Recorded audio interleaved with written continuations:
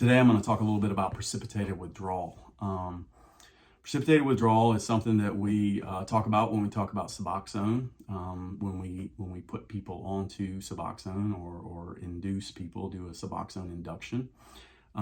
Precipitated withdrawal is a real thing, and it can be really problematic. A lot of people are afraid of it because they've either experienced it in the past with a Suboxone clinic, or they've tried Suboxone off the streets to get rid of some withdrawal symptoms. They take Suboxone, they feel a lot worse. That is precipitated withdrawal. Precipitated withdrawal is it's misunderstood, I think, by a lot of people, and I can even include myself on that. You know, even as an MD, when I got into the addiction field, I didn't really understand precipitated withdrawal. I knew what was happening. I knew people were going into withdrawal because of Suboxone, but I didn't really understand why, or what I thought was why was not correct. What most people believe is that the problem with precipitated withdrawal has to do with the Naltrexone that's in Suboxone. Suboxone is a combination of two medications. One is buprenorphine. That's the main one. It does all the heavy lifting, so to speak. And the other is Naltrexone. Naltrexone is a opiate blocker, so to speak. It attaches to the opiate receptor and doesn't let other opiates into the receptor, so they keep people from getting high or overdosing, and it's the reversal of opiate overdoses. You guys know what Narcan is, or Cloxado? That they are both nasal inhaled naloxone. But naloxone is not active when you take Suboxone like you're supposed to. So Suboxone in the mouth, lips, gum, under the tongue, it gets absorbed in the mucous membranes. Naloxone does not get absorbed in the mucous membranes. I'll make a little asterisk by that because there is a little bit of naloxone absorption in some folks, but it's not absorbed through the mucous membranes to an appreciable degree. So if you're taking Suboxone appropriately, naloxone is not the issue. The reason why they put naloxone in Suboxone was as a deterrent to keep people from misusing it. What do I mean by that? I mean, they wanted to make sure people couldn't cut it up and snort it or shoot it or, misuse it.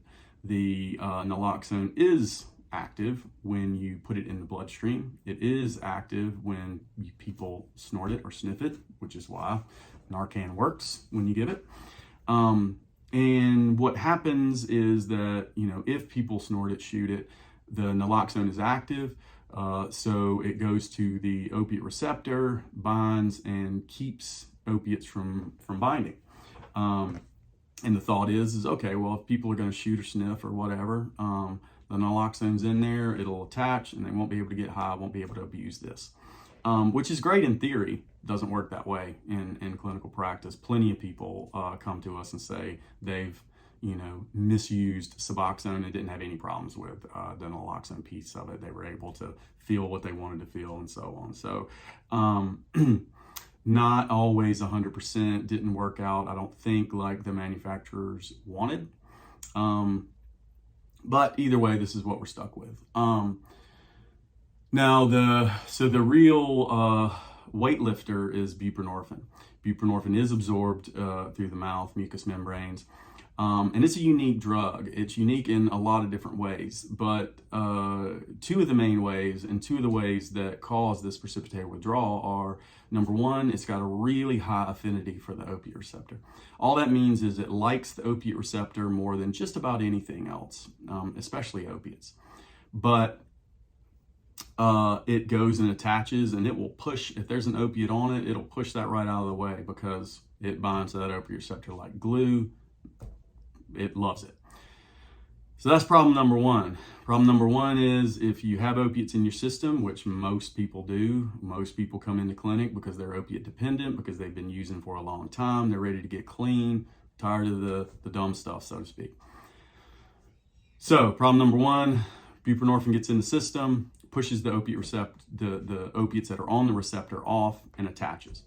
Problem number two, which is the bigger problem, is that buprenorphine doesn't fully activate the opiate receptor. It's a partial opiate agonist, meaning that it doesn't allow the opiate receptor to push out all the good stuff that it normally does. It doesn't allow it to push out all the good stuff that heroin, fentanyl, oxycodone, blah, blah, blah, blah, blah, all these opiates do. Does allow it to push out some, but not fully activate it, okay? And that difference is what causes the withdrawal, because that difference is what changes the amount of opiate that your brain has available. And obviously that's a drop because buprenorphine's on the receptor, buprenorphine's not letting go, it's pushed off the opiates that were there, and it's not fully activating the receptor. So this change in the opiate amounts in your brain is what causes the precipitated withdrawal. Problem is, once people are in it, it can be tough to get them out of it. Not that we can't do it, but it can be tough. When you look at kind of the addiction world, what the standard is to try to give repeated doses of buprenorphine or Suboxone until we get people feeling better, and we just go up and up and up and up and up and up on the dose. It's pretty effective, it can work, but not 100% at all. You know, that can be problematic. And getting people on, doing this induction, getting people onto Suboxone is by far the hardest thing that we run across with medication-assisted therapy and Suboxone. Now, what we've done though, so people get into precipitated withdrawal. We try to dose them out with higher and higher doses of Suboxone. Sometimes that works, sometimes it doesn't. We do give people clonidine, Zofran, these kind of supportive medicines to get them through the withdrawal period. Usually doesn't last more than 12 hours, sometimes 24, but it's not something that people are going to be stuck with forever, because as time goes, the Suboxone starts to be metabolized and gets off of the receptor, leaves the body.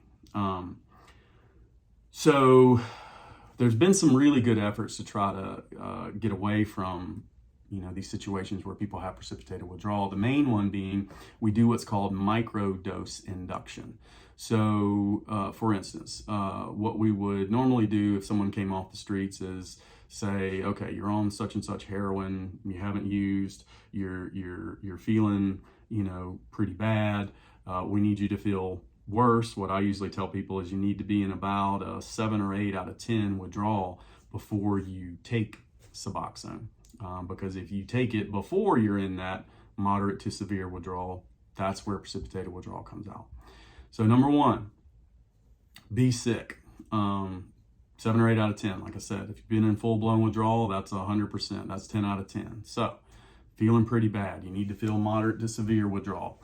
Take the Suboxone in those settings. Normally we would do 2 milligram, put it in the mouth, gum under the tongue. It absorbs. People will say, you know, if people are in the right amount of withdrawal, they'll say, wow, you know, I feel a lot better. I don't feel back to normal, but I feel a lot better. And so in that situation, we give them a little more Suboxone until they feel kind of back to normal. And then we let them go, calculate a daily dose, and go from there. The